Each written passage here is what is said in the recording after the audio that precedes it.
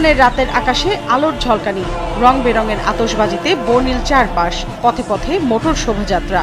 দেশটির পতাকা হাতে যুক্তরাজ্যের দূতাবাসের সামনে উল্লাসে ব্যস্ত বাসিন্দারা।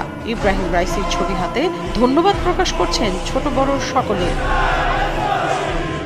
শনিবার স্থানীয় সময় রাতে ইসরায়েলি ভূখণ্ড লক্ষ্য করে শত শত ড্রোন ক্ষেপণাস্ত্র হামলা চালায় ইরান। মূলত চলতি মাসের প্রথম দিন সিরিয়ার ইরানি কনসুলেট লক্ষ্য করে ভয়াবহ হামলা চালায় তেল আবিব। এতে নিহত হন ইরানের বিপ্লবী গার্ড বাহিনীর কমান্ডার সহ অন্তত 13 জন। এরপর থেকেই প্রতিশোধের আগুনে জ্বলছে তেহরান। নিহতদের জানাজায় শরিক হয়ে কঠোর প্রতিশোধের হুঁশিয়ারি দেন ইরানের সর্বোচ্চ ধর্মীয় নেতা আয়াতুল্লাহ আল খামেনি।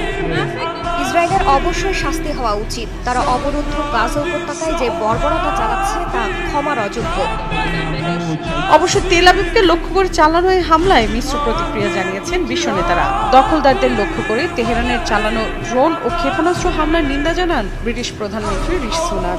এক বিবৃতিতে তিনি বলেন, এই হামলা উত্তেজনা বৃদ্ধির পাশাপাশি আরও উস্কে দিতে পারে মধ্যপ্রাচ্যের অস্থিতিশীল পরিস্থিতি। 1, 2, 3 ঢাকায় জমি জিতে নিন 100% ক্যাশব্যাক সহ 20 কোটি টাকার পুরস্কার। এদিকে ঋষি সুনাকের সুরে সুর মেলান কানাডার প্রধানমন্ত্রী জাস্টিন ট্রুডো। ইসরায়েলের মাটিতে চালানো হামলায় দ্ব্যর্থহীন নিন্দা জানান তিনি। পাশাপাশি চলমান পরিস্থিতি নিবিড়ভাবে পর্যবেক্ষণ করা হচ্ছে বলে এক বিবৃতিতে জানায় অটোয়া। নিন্দা জানানোর তালিকা দীর্ঘায়িত করেছেন জাতিসংঘের মহাসচিব আন্তোনিও গুতেরেস। পাশাপাশি অবিলম্বে এই শত্রুতা বন্ধের আহ্বান জানান তিনি।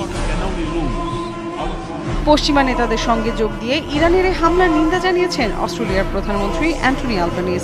শুধু তাই নয়, ইরানের হামলা ইসরায়েলের জন্য একটি গুরুতর হুমকি বলেও জানান তিনি।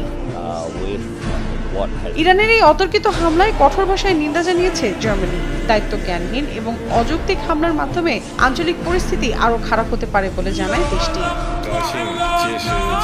ঐতিহাসিক হামলার পর সব পক্ষকে শান্তি ও ধৈর্য ধারণ করার আহ্বান জানায় চীন। আর ডোনাল্ড ট্রাম্পের দাবি, তিনি ক্ষমতায় থাকলে কখনোই এ হামলা করতে পারত না ইরান।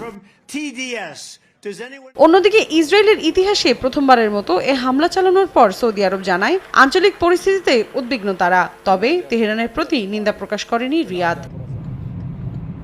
মৌসুমীর সাথী, সময়।